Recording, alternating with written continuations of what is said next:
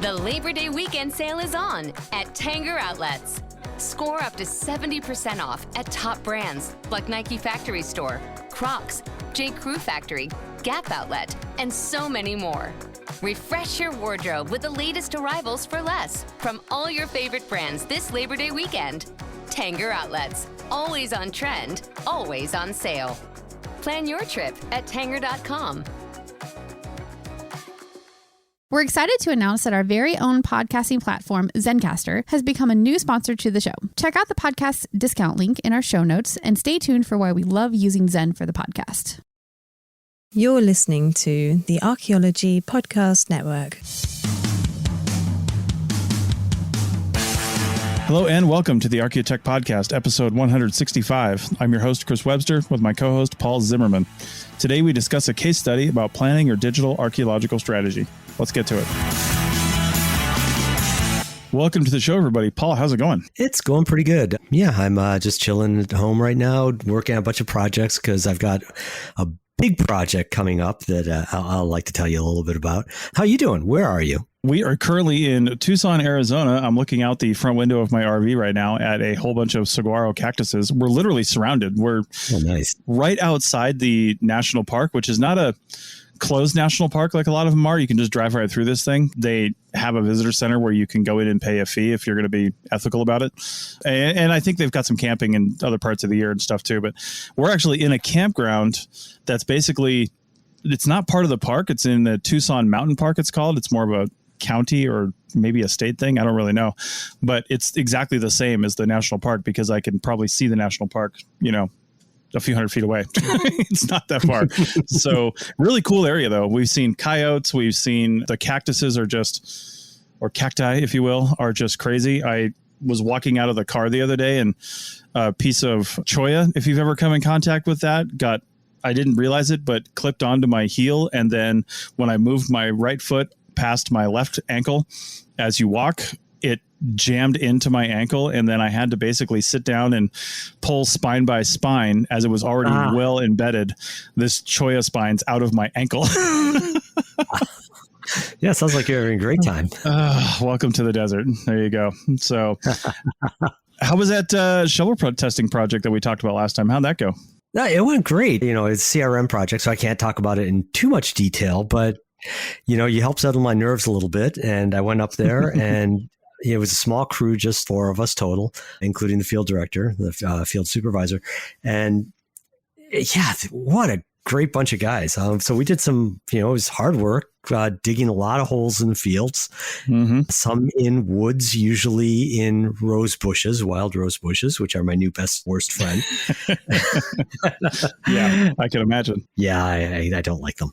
And we didn't find anything. I think I can say that because I haven't said where or why or with whom, but it was so much fun though. I've always liked field work, and and I think you got a sense of that when I was out in Nevada with you. I just kind of enjoy being in the field. And this was the same sort of thing. Very, very different conditions, very, very different kind of work. But it was fun. It just feels healthy. And then in the evenings, I sit around with the guys on the porch and drink some beers and talk archaeology. Nice. And they're really, really bright. So we had some interesting discussions about the various kinds of archaeology in different parts of the world, differences between academic and CRM archaeology. So I just filled my head every night with different ideas and things I hadn't thought of and new things to learn. And it was a blast. Nice. That's really cool. I'm curious if you guys saw any of these. I worked in Vermont one time. That's really my only Northeastern archaeology experience. It was just outside Burlington and then outside Stowe a little bit. And one of the things, like at the Burlington part, whatever, we were under a transmission line, didn't see much. It was all basically cleared out for access to the transmission line. But then a small contingent of us went out near Stowe, and we're basically, I have no idea why we were digging, where we were digging, but we were traipsing through the woods across property lines and other things. And we would cross when we were going to like little areas where we were shovel testing. We weren't grid shovel testing. We were spot shovel testing. And I have no idea why we were doing that, but we would cross these like stone fences that are sometimes a couple 100 years old. And you worked with us in Nevada. Every time we crossed a road, we had to think, hey, we should record this because it's probably historic. But we didn't even give those stone fences a second thought when we were on that project. We had 2 of those on the property that we were on, both of them just inside the woods. And basically they bounded a drainage and then the fields on either side.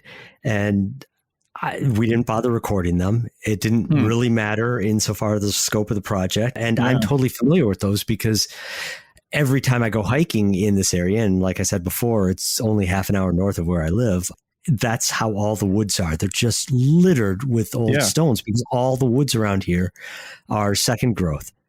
Right. Sure. So at some point it was farmland, and, you know, poor farmer 100, 150, 200 years ago went with his oxen and, you know, piled up all the rocks that they could get out. And it's very rocky soil. You know, it's pretty good loam, but it's tons of rocks. I think mostly glacial deposits. I'm not certain. I think you're probably I should right. know better.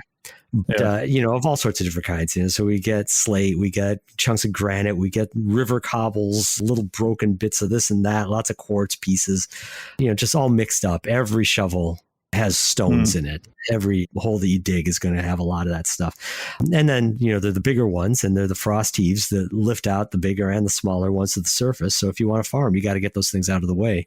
So that's what we have. It's kind of a feature of this part of the Northeast. And I'm not at all surprised that you found the same thing up in Vermont. I mean, it's different up there, but not radically different in terms of when people moved in and what they were doing. People, meaning Europeans, farming. As opposed to the populations that were here before. And that's a whole other can of worms. Indeed. Yeah, I have no idea. I would see one of those things and was like, look at this. This is super cool. And they're like, yeah, well, keep walking, buddy. We're not to the shovel testing area yet. So I'm like, all right. Yeah, had no idea. Yeah, no, I mean, I ran into 2 barbed wire lines and we didn't have to even record those. And that's something that we would have, in many cases in Nevada, have recorded if they were, you know, on wooden posts as opposed to metal posts. Oh, sure. Actually, I literally ran into one of them. I thought, didn't expect that here, but it was right along one of those stone walls in the woods. The vegetation just reminds me of another really quick story. Working in, I want to say either South Carolina or Georgia. I think it was South Carolina. Vines and prickly bushes and things are just the name of the game. And if you don't have a machete or something else on you, then you're using like your shovel to basically hack brush when you're trying to walk your line to your next shovel test. And I'll never forget thinking I wanted to stay on transect, and I went and we had these little box screens, not like the big stand-up ones. So we were carrying just little box screens, and I hucked the box screen up over this series of vines to kind of stay on transect because I had to go way around this. I just couldn't get around this brush. And of course it got stuck like 15 feet up in the air in this brush. And then I was like, son of it. I was trying to pull down the vines to get the screen out. So then I threw my shovel at the screen to try to knock that out. And the shovel got stuck up there. And it took me like another 30 minutes just to get them both down. It's like, I'm going to Nevada. Yeah. No, we had lots of that. It was the brush gets really dense, and everything. The more dense it is, the more thorns and prickers there are. I'm convinced. Oh yeah. One thing actually I did want to mention that I really liked about the way that they had is that the GIS team pre-plotted in Collector the locations of the shovel tests. So then we went out with iPads, and with the GPS on the iPads, you basically plop yourself on the point. So rather than having to walk a transect, you know, with your compass to sight a line down there and then pace out however many steps, you just go until it lights up green, and then you tap, add a new layer. They had all the different kinds of points pre-programmed. So, you know, once I dug, if it was a positive shovel test or a negative shovel test, I just added the right kind of point and then all the different descriptors. Well, it sounds like that company has a really good digital archaeology strategy. And hey, nice segue. I don't know if they've read this article. My guess is they've been doing that for a long time. And, you know, a lot of people could take a page out of their methodology, but that's what we're going to talk about today is an article from the SAA Archaeological Record. And I'll let Paul introduce it because he found it. Okay, so found it. It showed up in my email inbox thanks to the SAA. It's in the latest edition of the SAA Archaeological Record, and the name of the article is Why Digital Archaeology? A Case Study from Monte Alban, Oaxaca by Mark N. Levine and Alex E. Badillo. And short little read, anybody that has access to this and that listens to our podcast, I think will find this interesting.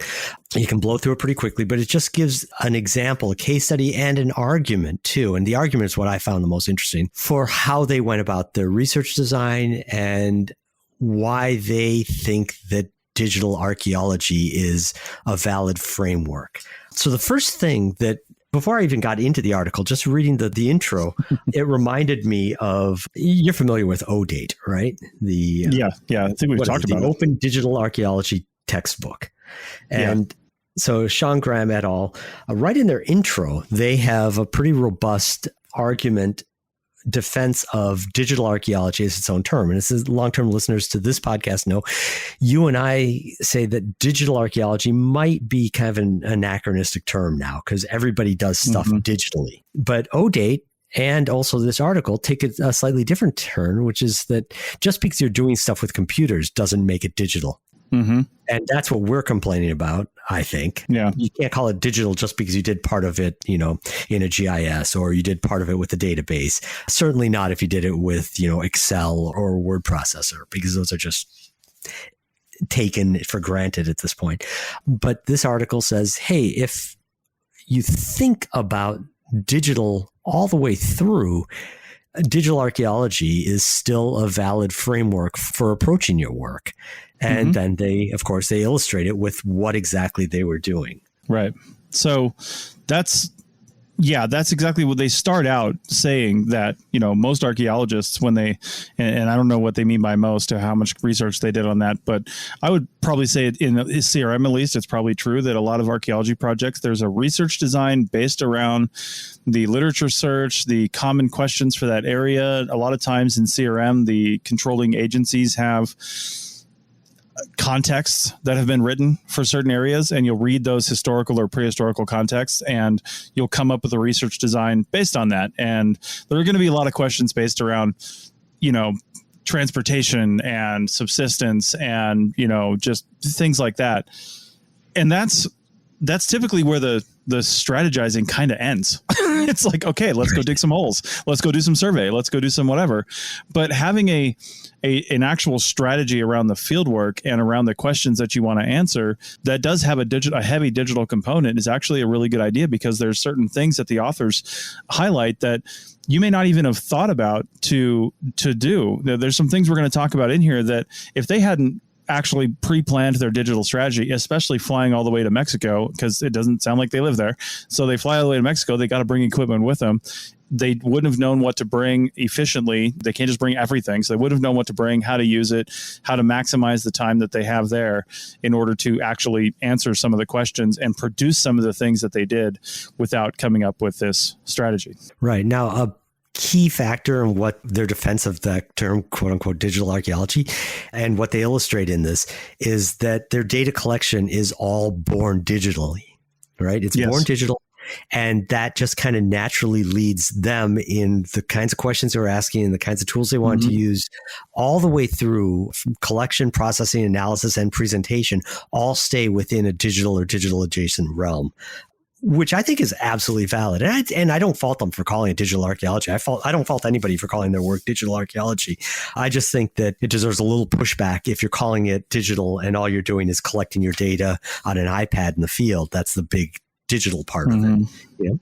That's born digital, and that's a good use of digital tools, but I don't think it sets you apart anymore. And so what they're trying to do is show that a research design that end to end is digital, that can still be this digital archaeology. Yeah. And one of the links that we have in here came from the article is for the Monte Alban Digital Archaeology Project. There's a website, the MADAP, or however you say that project. And I understand in a 2021, from an SEO standpoint, putting digital archaeology in the title of your website and probably all over the website, because there's still a lot of people searching the terms digital archaeology when they don't really know what they're looking for. There's too many technological avenues that you could go down. And it's just like, what do I even do? I don't know what to type in. I don't know what a volumetric study is based on 3D photogrammetry. How would I even know that? So I'm going to type in digital archaeology and see what other people have done. So I get that, but I do hope, more to our original point of our criticism of the term digital archaeology, that we can just go to a website called the Monte Alban archaeology project, and there would be a heavy digital component that is just part of it because we would expect that. So, Yeah, I think that expectation kind of comes and goes depending on how your data are being generated. Mm-hmm. If you're dealing with a project that has legacy materials, it can't be born digital, right? It's all on index cards and field notebooks and such. You can digitize it and then turn it into digital, but it's not going to be born digital. If you're doing excavation, it can only be so digital because you can't excavate digitally yet.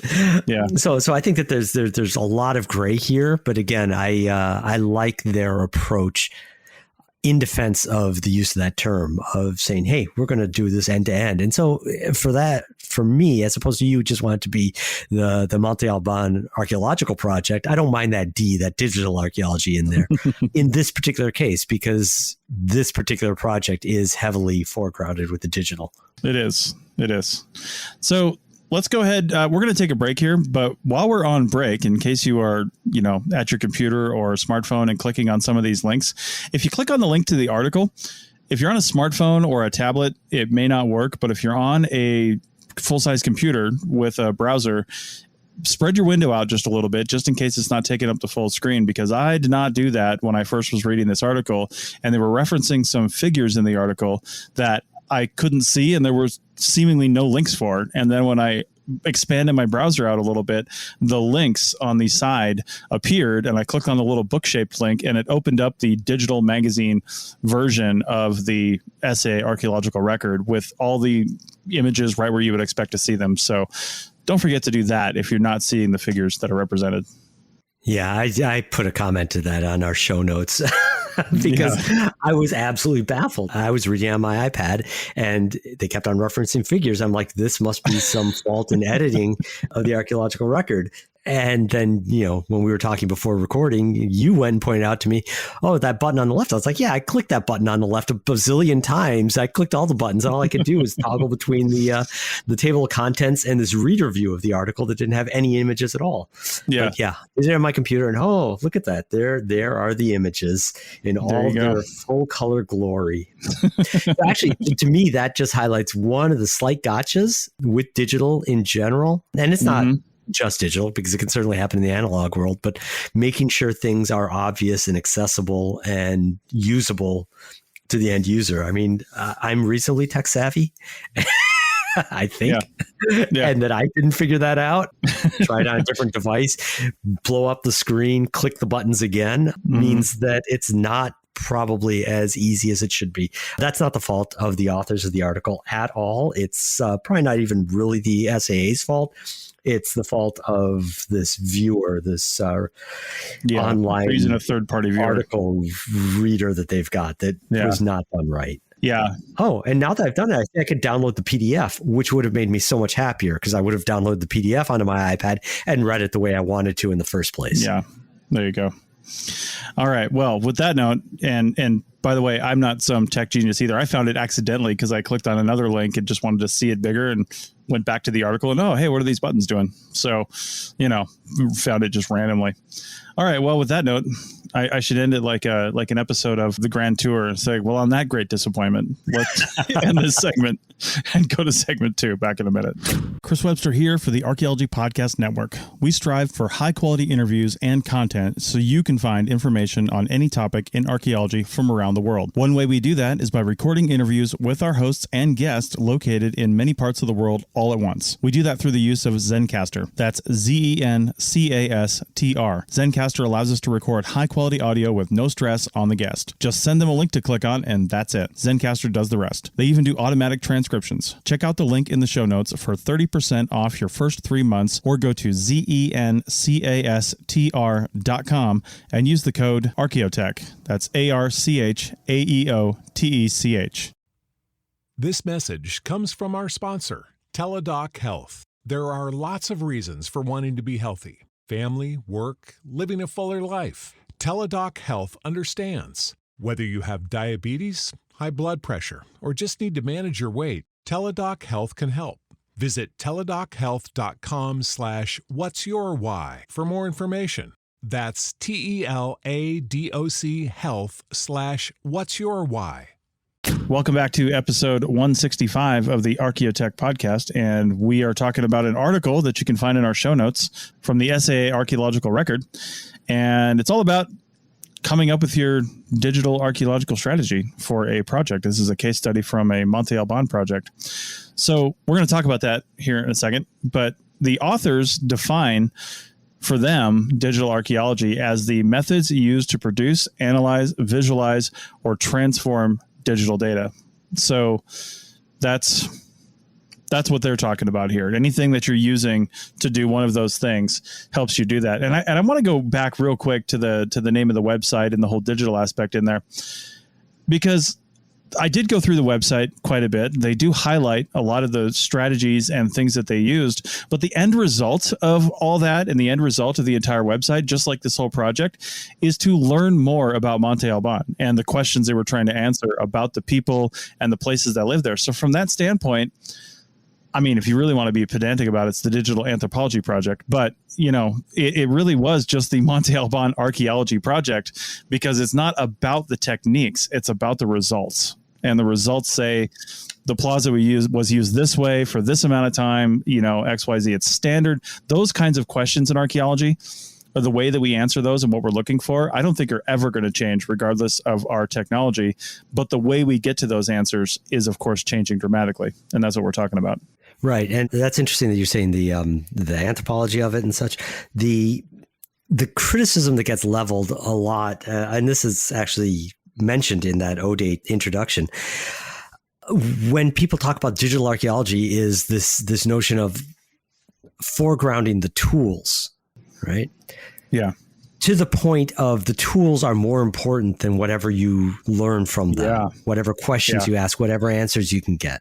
The fact that you did it with 3D modeling and beautiful rendering and whatnot is in and of itself enough. Now, it could be if your point is outreach and you want to show people a pretty picture that's going to get them interested in learning more about your site, your project, the culture, the history, whatever.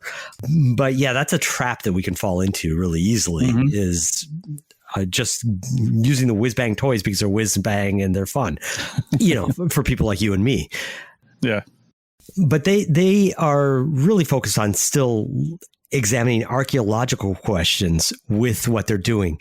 The digital tools are being described and being used extensively, but the tools aren't the end result. They aren't really the point even of this article.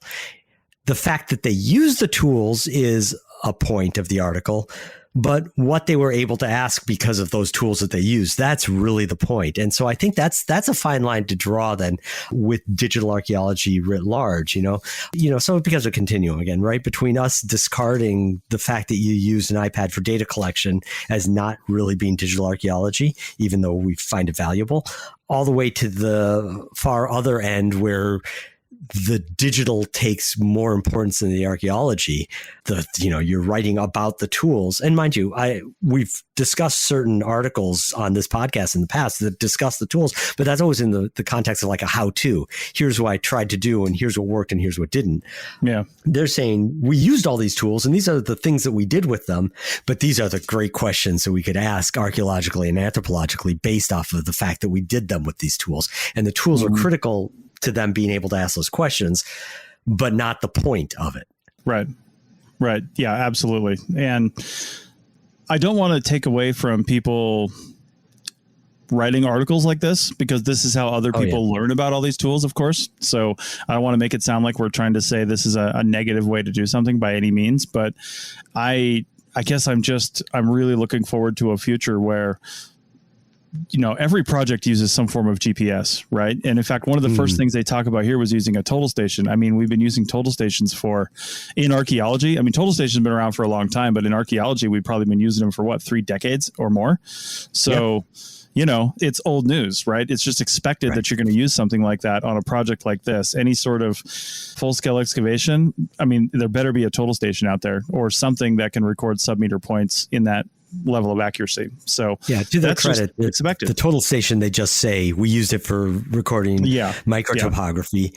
They didn't say what kind of total station, what programs they used to process it. That was all assumed. Just like if you were writing something in a word processor, you're not going to say, hey, this was written in Word, or this was written, I might say it was written in LaTeX, but that's because I'm a weirdo. Oh my God. I want to do like a joke article to the Archaeological Record about the digital archaeology of report writing and be like, well, I used Word and I used the thesaurus feature and actually, just like get real technical about it. I use tab stops. That's why I'm better than all the rest of you. That's right. Tabs, not spaces. Get out of here. Rookies. Oh man. That's right. Anyway, one of the next things that they mentioned too was actually their drone mapping. And that's also almost becoming a little bit normal. You know what I mean? Drones are starting to fall into the realm of total stations where they still mention they use the DJI Phantom 4 Pro and some of their methodology and things like that, because it is important for your strategy, because I was happy when they put up some numbers. So they flew a total of 46 flights. I don't know how long they were down there, but 46 flights is actually quite a bit. And high altitude at 45 to 60 meters and low altitude at 15 to 25 meters. I don't know if those were split evenly, but that's what they did. And they took over 15,000 photos for a total of 105 gigabytes of data. Now, actually 15,000 photos, and I was kind of thinking only 105 gigabytes, but the 4K photos of the DJI, that's probably, it's not taking like raw photos. So, but it's taking good enough photos for some pretty high quality photogrammetry. And they did mention using ground control points, which is really cool.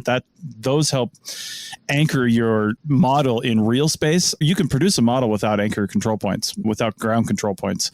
But if you put in ground control points, then they measure those with a total station. And now you can take that model and anchor it in the real world. Otherwise, it's just floating in the ether, but then you can put it in real space and then you can have real measurements and all that stuff based on that. So I thought doing that stuff was kind of cool, but if this were not an article about a digital archaeological strategy, I'm not certain they would have even mentioned the equipment or their methods. They would have just said, hey, we produced a photogrammetric model about this. And that's how common it's becoming. Yeah, no, actually, that point then kind of goes against what I was just saying, that in this case, they are foregrounding the use of some equipment that is becoming increasingly common.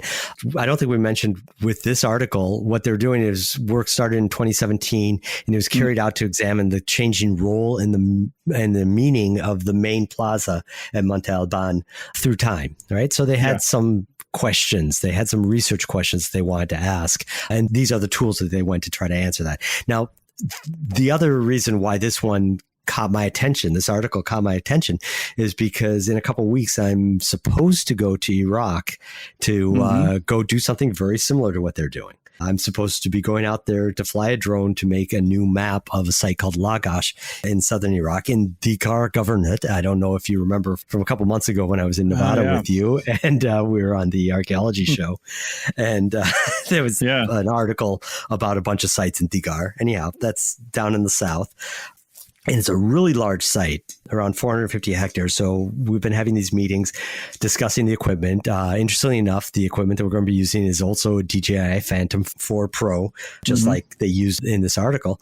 And so we're trying to get a sense of how long it's going to take, how many flights we're going to have. So this is all good information for me to have to strategize my own work.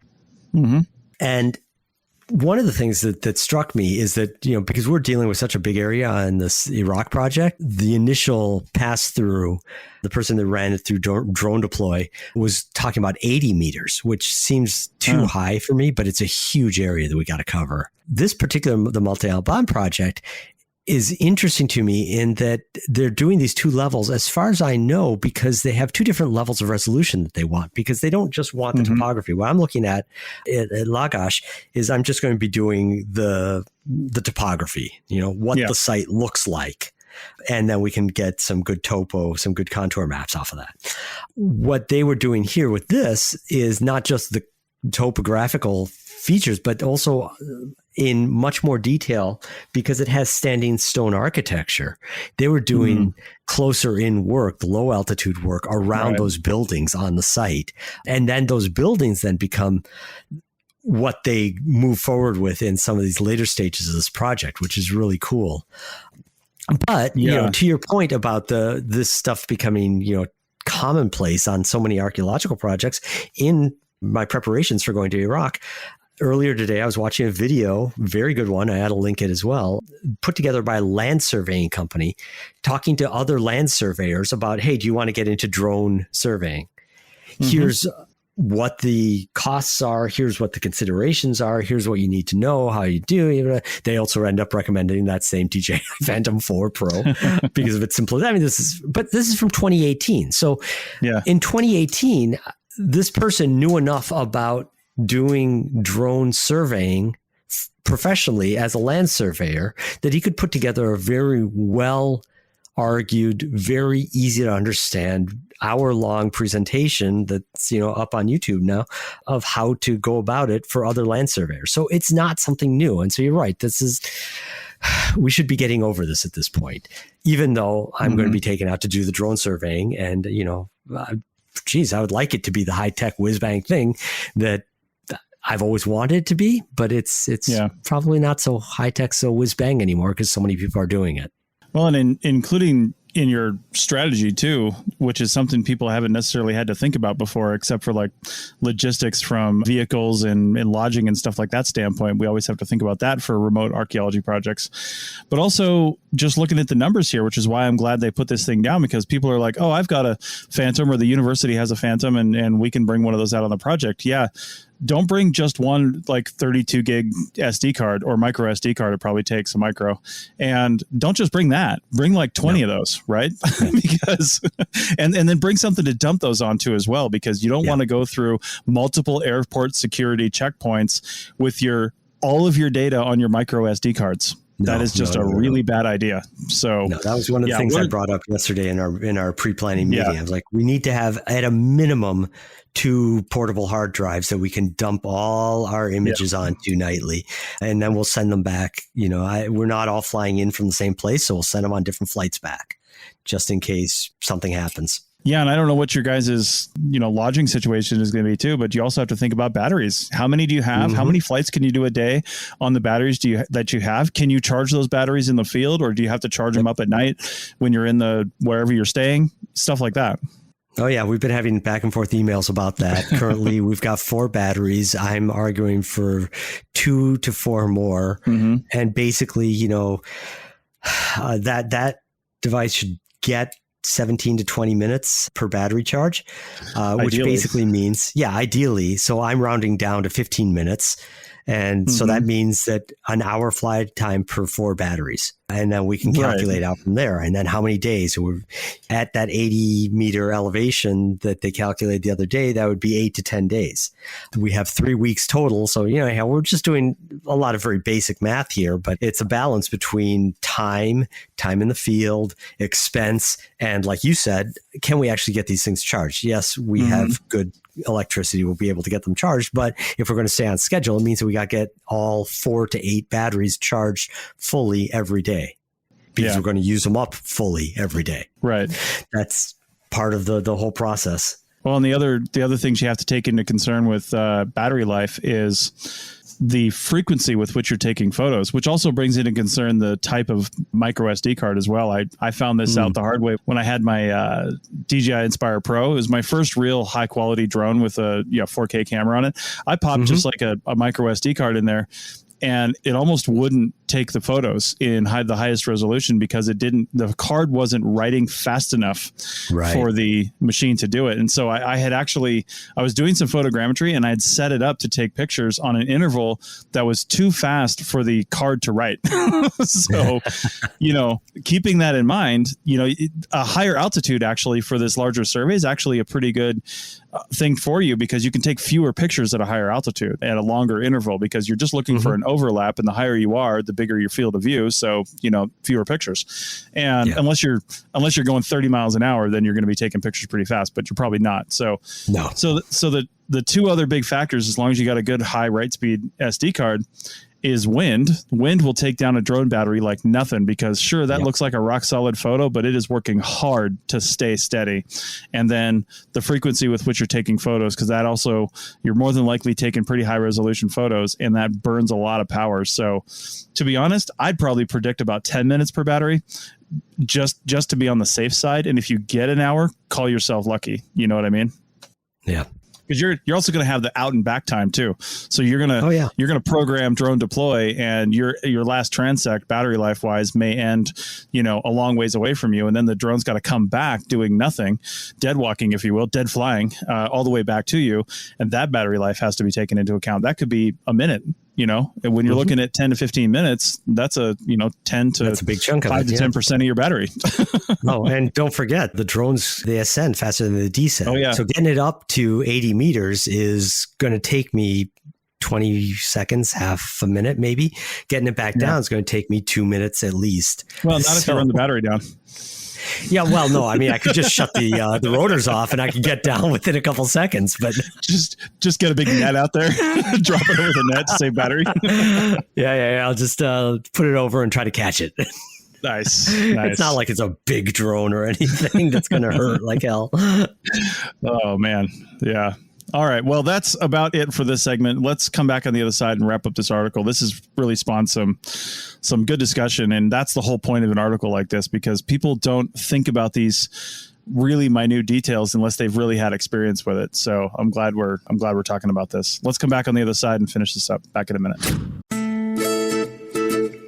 America. We are endowed by our Creator with certain unalienable rights, life, liberty, and the pursuit of happiness. By honoring your sacred vocation of nursing, you impact your family, your friends, and your community. At Grand Canyon University, our online RN to BSN, MSN, or DNP degree programs allow you to balance online coursework with local in-person clinical, practicum, or immersion hours. Find your purpose at GCU. Private, Christian, affordable. Visit gcu.edu.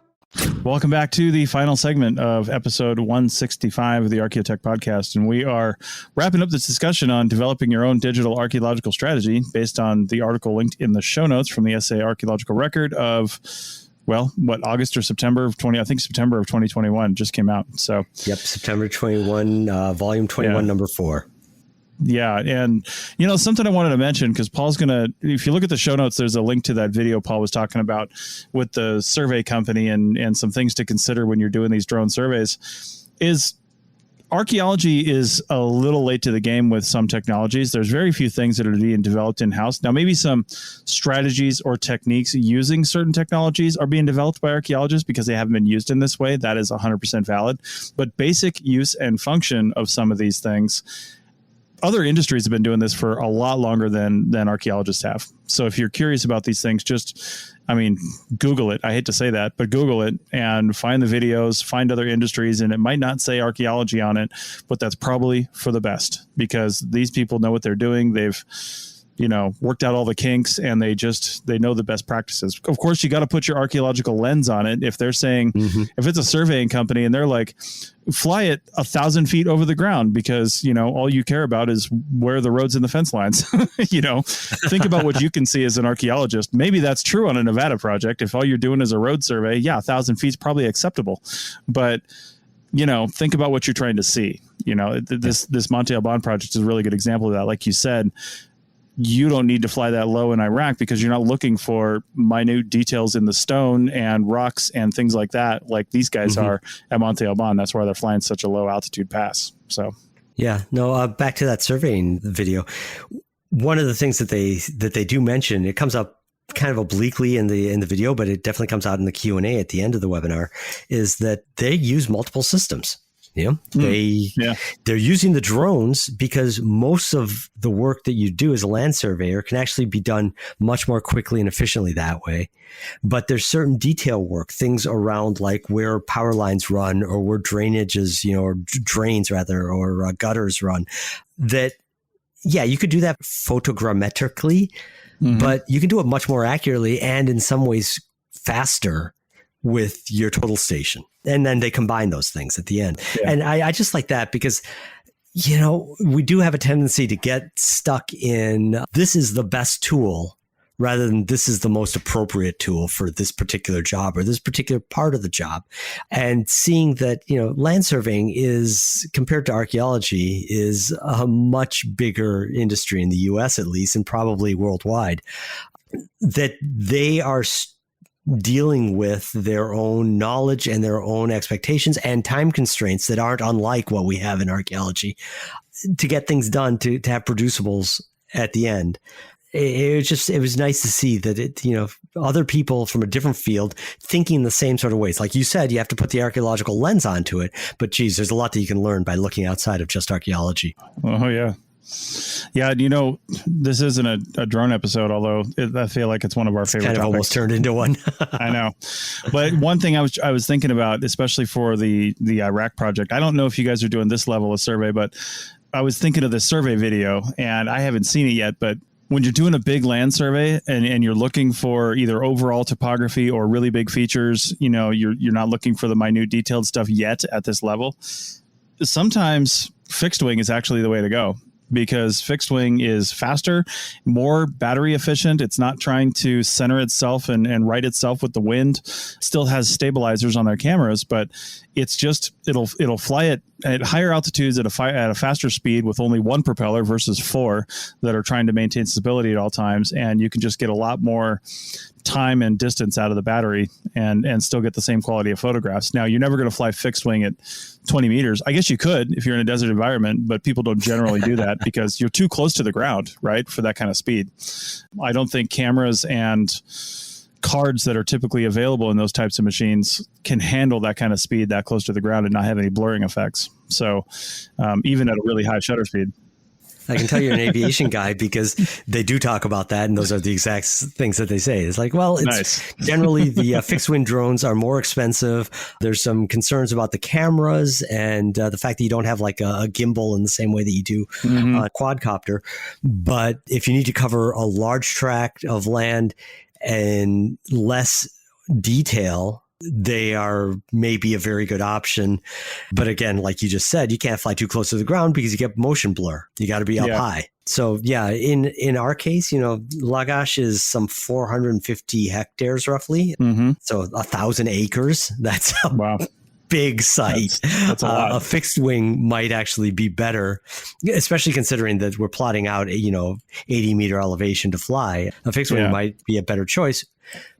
Problem is we don't have one.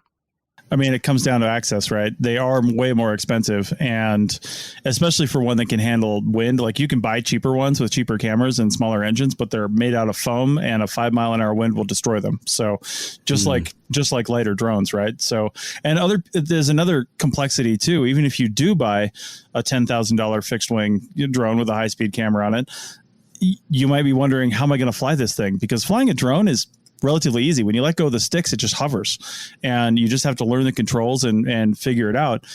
And you can get used to that. And it's a lot more forgiving when it comes to mistakes. And there's really good software out there to actually control the drone. So you can just put in a flight path and say, go, and it just does the whole thing for you, which is obviously nobody in their right mind would do a manual photogrammetric survey. You would just take way too many photos or not enough in certain areas and get it all wrong. So, planning it out. It would be terrible. Yeah. But for fixed wing, they also have the same thing. The higher end ones, like I think Trimble, is it Trimble? I think Trimble actually makes one, or at least they highlight one that has some Trimble geospatial stuff inside of it. That will actually fly a course for you. You might have to do they usually hand launch with a takeoff, and then you just hit go and the engine starts up and it takes off and flies its own course. And then usually they just glide back with no landing gear onto the ground. And that's pretty much it. And the propellers are designed to fold back and not get destroyed. And they're really good these days. So don't think the flying skills are any more rigorous when flying a fixed wing, especially if you got good software to control it. If you don't have software, they're much more difficult to fly. You have to know how to fly a plane, to be honest, and understand those mechanics. But if you don't have the software, it's like the old radio control planes that you and I cut our teeth on. Yeah, and you'll cut a lot more than that if you know how to fly it. Especially if you're using one of the old internal combustion engines and you got to start it with the chicken stick or something. Yeah. Yeah, my grandpa had this old piece of like thick rubber to start his. He was really into model airplanes, built all his own planes and built his own radios even, and just like was crazy with it. And he, for the longest time, I don't remember a time when he didn't have this, but he was missing a piece of his index finger, just like a little bit of it, because he got caught up in a prop that started when he didn't think it was going to. He was going in for another strike, and it took off the end of his finger. Yeah. So I think if you go to an RC airfield, you're going to find way more, not 10-fingered people, or not like 9 3/4. All the old timers that were using gas engines instead of electric, right? Oh man. Yeah.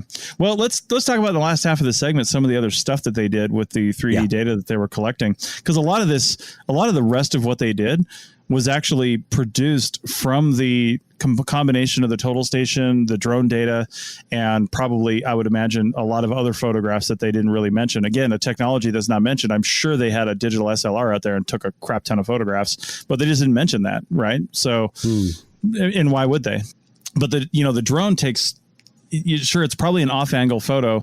It's probably angled a little bit, and then they fly over all these passes to get the sides of things. And when you put it all together, it comes together. But sometimes you might have to fill in with other stuff. And that's one of the things that they did.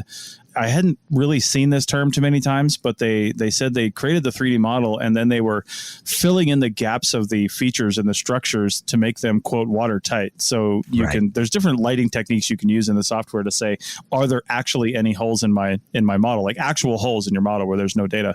And then they'd, see if they had the data for that from another photograph or something like that. And then when they did that, they did what they call a volumetric study using the literal volume of the features, and then comparing that with past studies to find how the sizes and shapes of these things have changed through time, which I thought was really cool. Yeah, right. Just as a side note, that watertight, I've seen that term used in 3D modeling and in 3D printing. And it basically means, you don't have any gaps. That's what we're talking about with holes.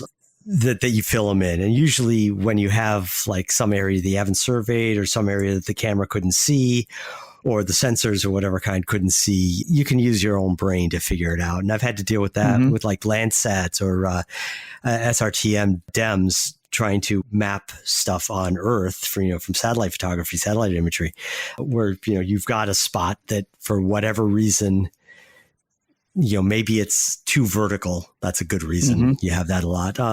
There's no data for it. And so instead of going down to 0 or null, you say, no, it's actually halfway between, this side and that side, and you fill it in. And then that's kind of work gets done in things like Blender a lot. But then they're doing these. So this actually gets to the point of them doing the two different elevations. If my supposition is they're doing those low elevations and all those oblique shots, it was because of the architecture.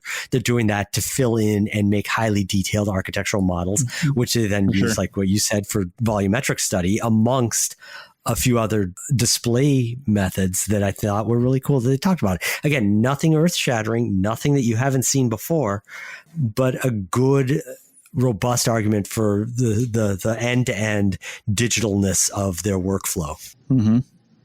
Yeah, and two of those other studies too remind me a lot of a relatively common thing in archaeology using GIS, which is a viewshed analysis. Basically creating a viewpoint somewhere on your map, and then having the map shade in, what can't you see if you're standing right here topographically, right? You're on this point, what's invisible to you? And we use that a lot for like historic and prehistoric features and structures where, is the thing that we're building over here going to be in view of this thing? And does that view, if so, negatively impact the character of it or something like that, or the setting or the feeling, one of those typical National Register or NEPA qualifications. Yeah, that's interesting. You're using it in the CRM context, to find out like what impact, say you have a sacred site. Is that radio tower going to be visible from the sacred site? Is that going to negatively impact the sacredness of that site? Sure. I've used it and seen it used in more purely archaeological studies. It's like, can you see this hill fort from that hill fort? Right. If invaders are coming across the fields, can these two hill forts be in communication, light flares or whatever, to indicate that something's afoot? So yeah, but anyhow, the intervisibility gets used a lot of different ways and view sheds get used a lot of different ways in archaeology, CRM, and and academic. Yeah. Again, like I said, it's not something new, but they used it as part of this, and they used it because they had data that was amenable to it. Well, and I feel like the new aspect of this, new-ish anyway, is you often think of those visibility and viewshed analyses on a larger scale. Like you said, is this hill fort visible from that hill fort kind of thing? Whereas when you get down to the smaller scale, the more micro scale versus the macro scale, GIS becomes, I would say, more difficult to use. Not that it's incapable of doing it, but I would say more difficult because we often haven't collected the data to that level of resolution to be able to do that.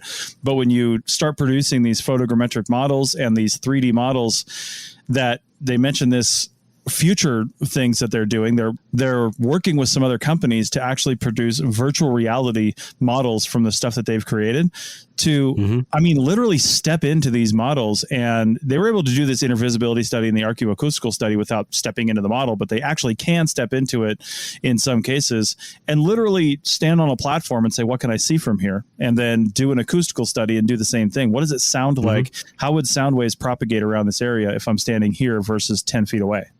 Yeah, right. And that's interesting, actually, that you mentioned their intervisibility isn't between this plaza and, another site in the valley. They're talking about intervisibility within the plaza. Yeah. Which then allows you to ask certain interesting questions about, the use of that space, particularly the ritual use of that space. I know you've never been to church, but for anybody that's ever been to church, not in a long time, where you sit in the building affects how you can see and hear what the priest is saying. Yeah, and that kind of an understanding of the use of the space and how vision is affected by the physical space and the buildings in this case, or pillars or whatever you've got going on in the church. And then also the acoustical properties of the area really affects how people experience that. And that gets us back to that anthropological question, that what we mostly care about is how would people in the past have experienced this?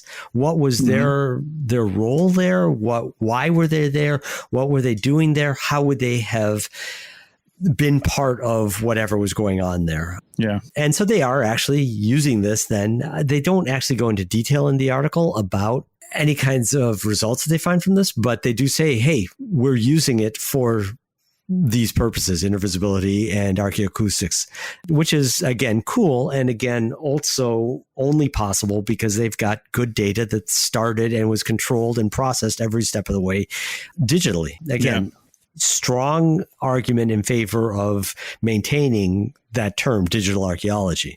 Absolutely.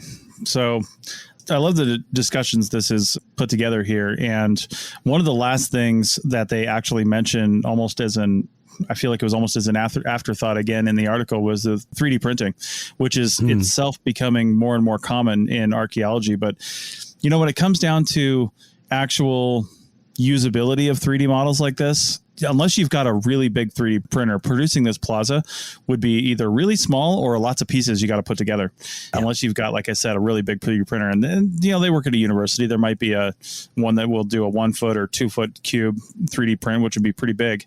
But that being said, even if you're putting together smaller models or you're putting together pieces to actually construct this thing and glue it together, imagine when you're back in university and somebody's telling you about Monte Alban and you've got a slide up on the screen or a movie, or even you're watching or something that you're seeing, that's one thing. And kids are on their smartphones and they're falling asleep and they're just not paying attention.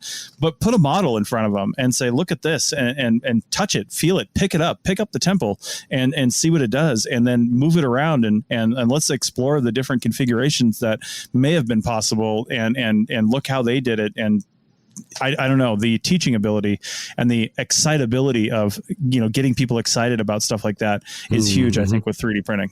No. And, they do have, now that I can see the pictures, they do have some images of the 3D printer, which looks to be a fairly large one, but it's a regular, extruded plastic, like what, you can buy, like what I've got sitting on my desk, only larger than this one. It is a big one. And what I'm seeing here just reminds me of, you've been to places where you see like a reconstruction of the city, right? Yeah. Laid out in front of you, like the famous one for Rome.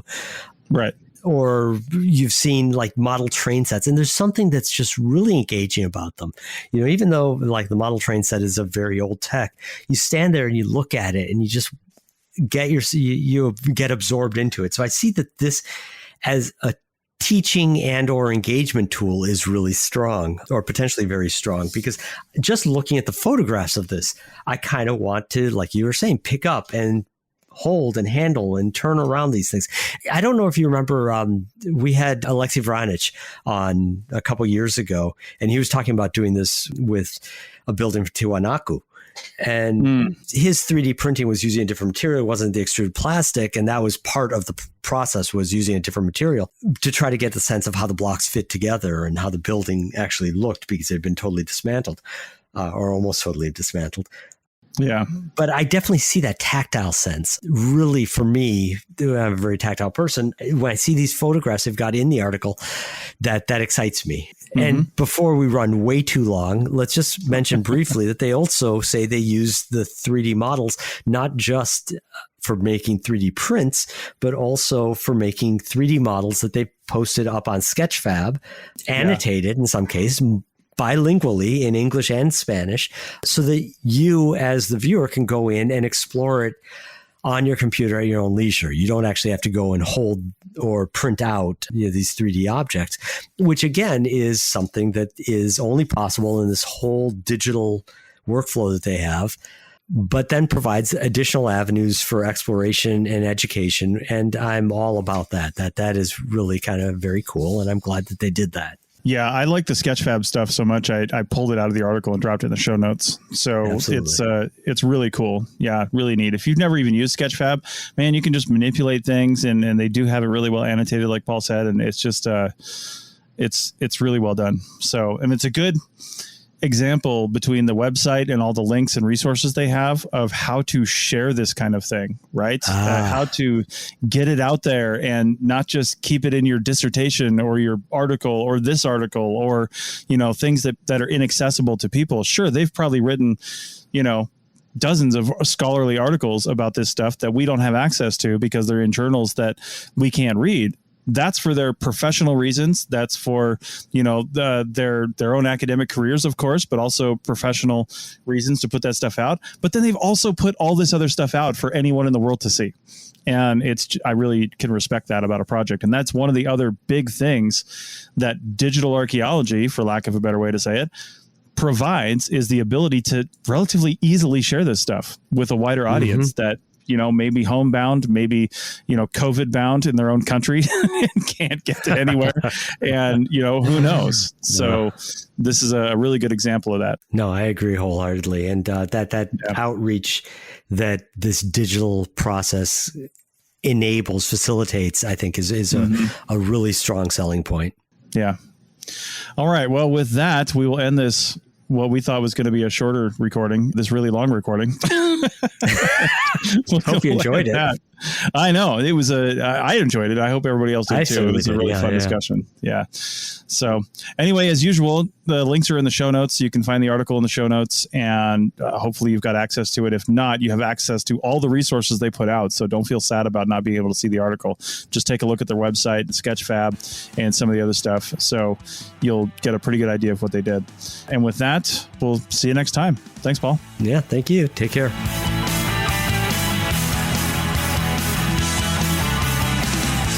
Thanks for listening to the Archaeotech podcast. Links to items mentioned on the show are in the show notes at www.archpodnet.com/archaeotech. Contact us at chris@archaeologypodcastnetwork.com and paul@lugal.com. Support the show by becoming a member at archpodnet.com/members. The music is a song called Off Road and is license free from Apple. Thanks for listening. This episode was produced by Chris Webster from his RV traveling the United States, Tristan Boyle in Scotland, DigTech LLC, Culturo Media, and the Archaeology Podcast Network, and was edited by Rachel Roden. This has been a presentation of the Archaeology Podcast Network. Visit us on the web for show notes and other podcasts at www.archpodnet.com. Contact us at chris@archaeologypodcastnetwork.com. Thanks again for listening to this episode and for supporting the Archaeology Podcast Network. If you want these shows to keep going, consider becoming a member for just $7.99 US a month. That's cheaper than a venti quad eggnog latte. Go to archpodnet.com/members for more info. The Labor Day weekend sale is on at Tanger Outlets. Score up to 70% off at top brands like Nike Factory Store, Crocs, J. Crew Factory, Gap Outlet, and so many more. Refresh your wardrobe with the latest arrivals for less from all your favorite brands this Labor Day weekend. Tanger Outlets, always on trend, always on sale. Plan your trip at Tanger.com.